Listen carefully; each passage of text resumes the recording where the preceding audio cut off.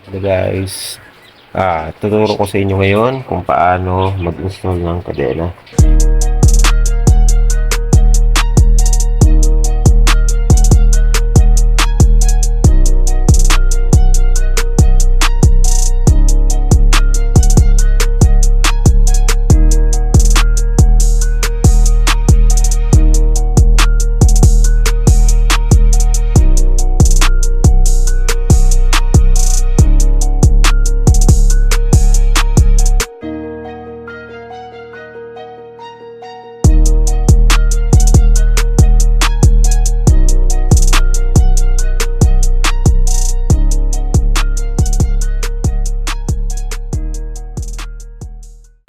So itong kadena ng motor ko, so pinalitan ko yung disc brake nito at pati yung brake mismo.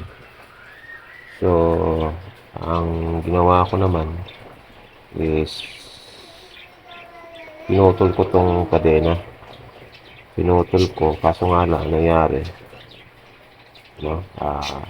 Nagkulang. So andito siya. Ito siya. No? So ito yung dugtong niya. Kung makikita ninyo.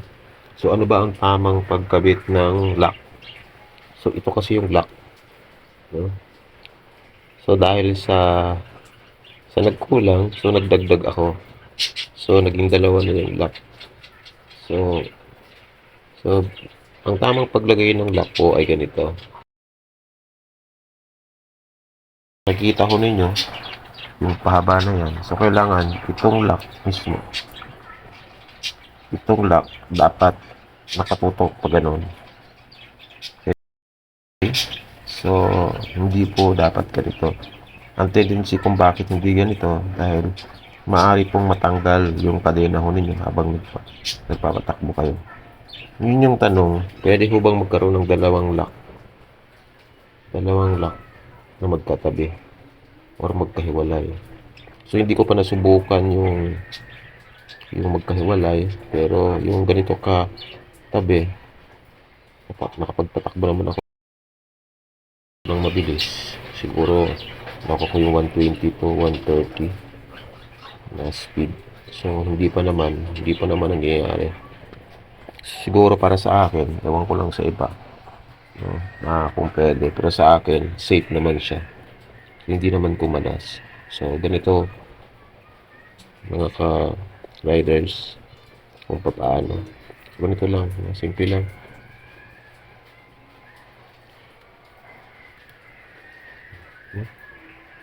Yan lang. So lagyan natin. Okay, tapos ito naman ipasok natin ng ganyan.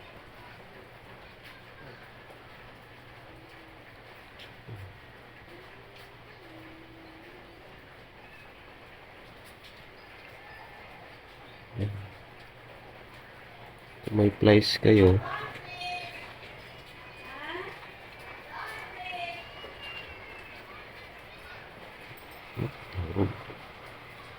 so ganito lang kasimple.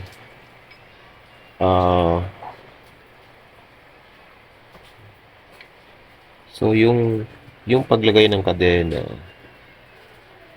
para maidikit mo tong dalawa na to, kailangan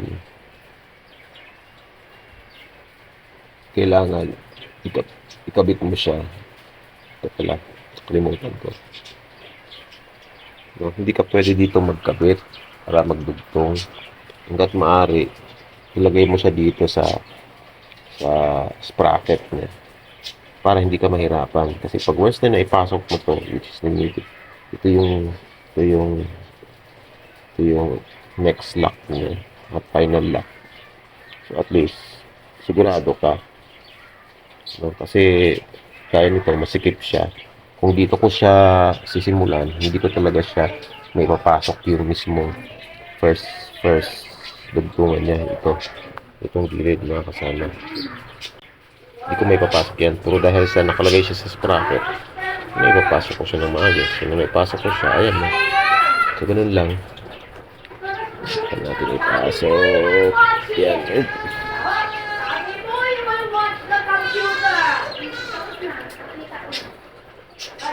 So dito kung may plies kayo, gumamit kayo ng plies. Mahirap kasi walang plies guys sa akin. So Can you watch Nooks?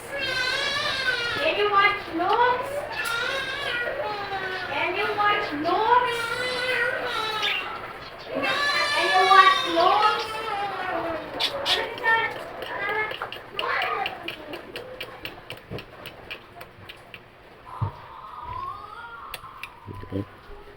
hirap.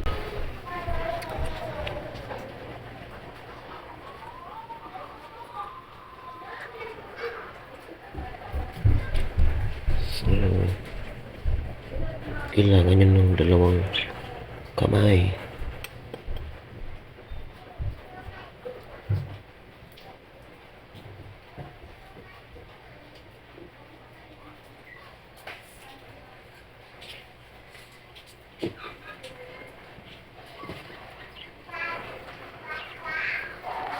Wait gamitan natin ng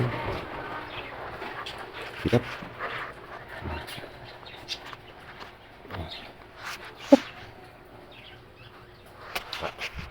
Yan. So, para mailagay natin to, hindi mo naman kailangan ng plies, no? Kasi mostly plies talaga ginagamit dito.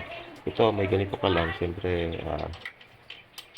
karamihan talaga sa may mga motor, may ganito talaga para sa gulong. So, ito, pwede na ho ito, no? Pupos mo lang po dito, yan. Tapos, ipasok mo to. Kung naipasok mo na, pwede ho, gamitin nyo lang ho ito. Person to.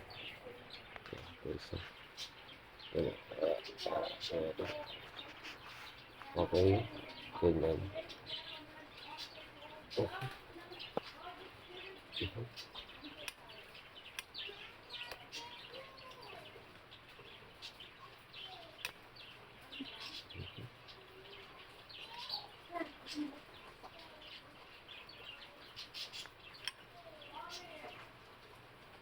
Mahirap pag dalawang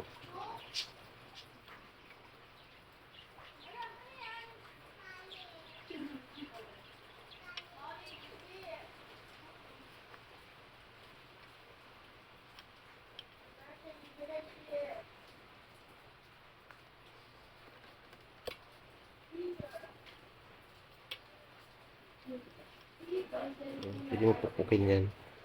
Ito. Pupukin mo na isang ganito pa. Wala kasi akong kamay. Try ko lang.